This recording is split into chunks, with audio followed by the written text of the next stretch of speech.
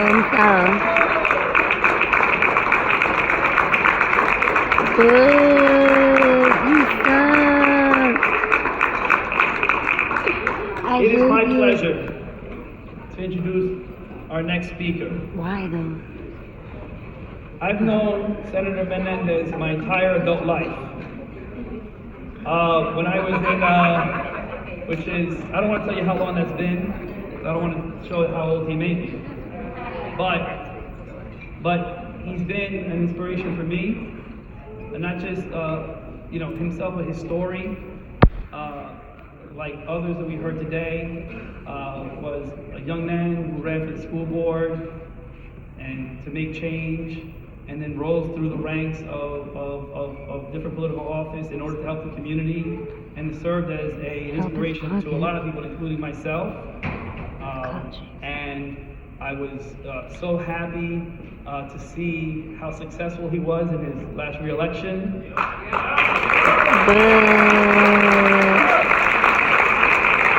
And I'm going to tell you that when the day before, I'm sure you know in political circles, people like to handicap races and say, how much is this person going to win or lose by? And people are saying, well, this and that, and what is it going to be? I said, I'll say he'll win by 10, but given some bad press, maybe 9, right?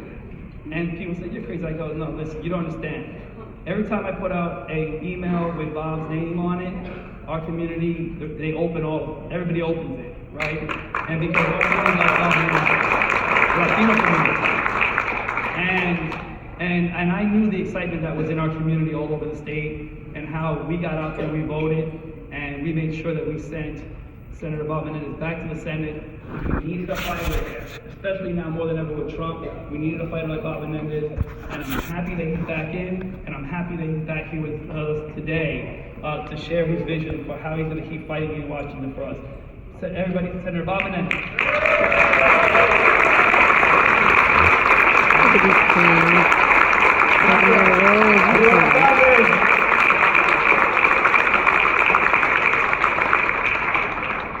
Habrá frío afuera, porque con el pueblo siempre hay calor, ¿eh? Well, let me thank Chris for his warm welcome, and above all, his leadership with all of you. I think it's extraordinary. It's great to be back at the Latino Action Network. I know you've heard from a lot of distinguished people. I understand Governor Murphy was here, and I'm thrilled to be back to say a few words. And I don't know who's taking the record here, the minutes, but I want it to be very clear that I am here with you after the election, all right? So,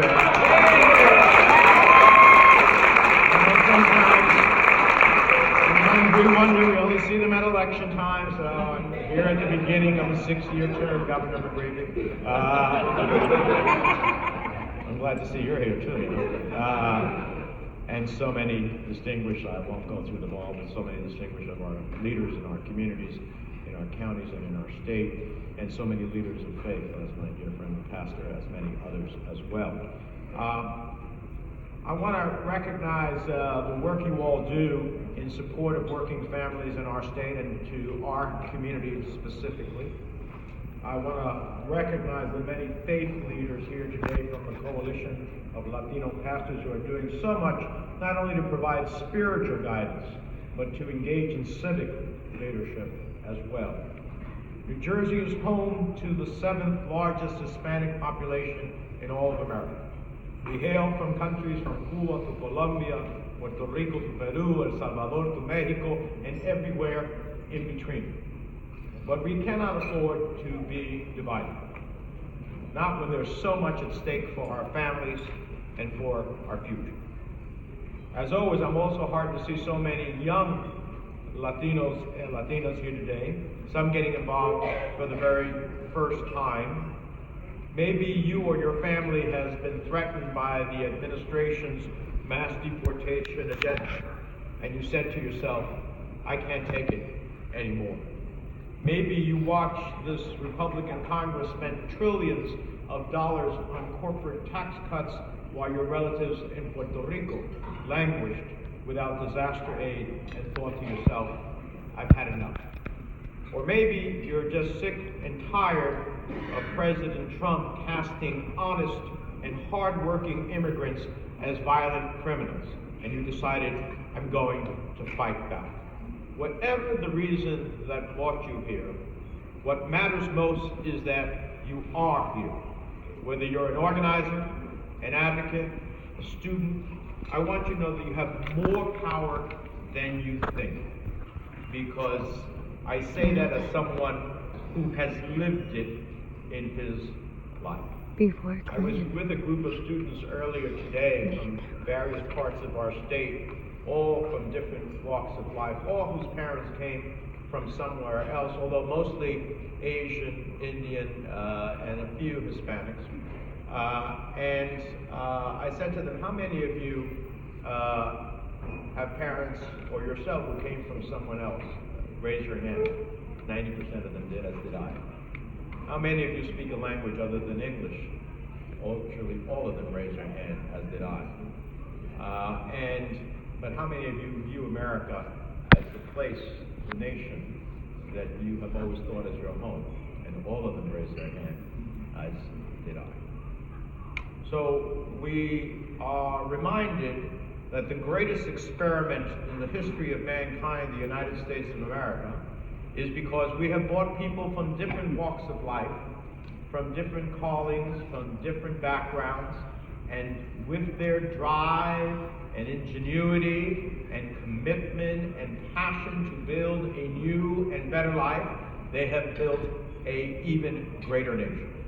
And that is something that I think the President of the United States forgets today. I don't pick on him in a partisan context. I pick at him because history teaches us that if we do not speak out when there are voices of division, when there are voices who are willing to cast their glance somewhere else, when white nationalists ultimately speak out and they say nothing, and white supremacists speak out and they say nothing, then we are destined to relive those moments in history. We are destined to relive those moments in history. Like so many of your families, mine arrived here in the United States out of a drive for freedom and to ultimately achieve a new and hopeful future. At the end of the day, I learned so much in my mother's life that taught me what it is that I fight for. It tells a lot about courage. We use the word courage very often, but it says a lot about courage when a woman is willing to leave her country and everything that she had worked for and everything she knows, and flee to come to a place where she had no one waiting for her, where she didn't know the language, where she didn't know the customs, didn't have a job, with the dream and the drive to start all over again.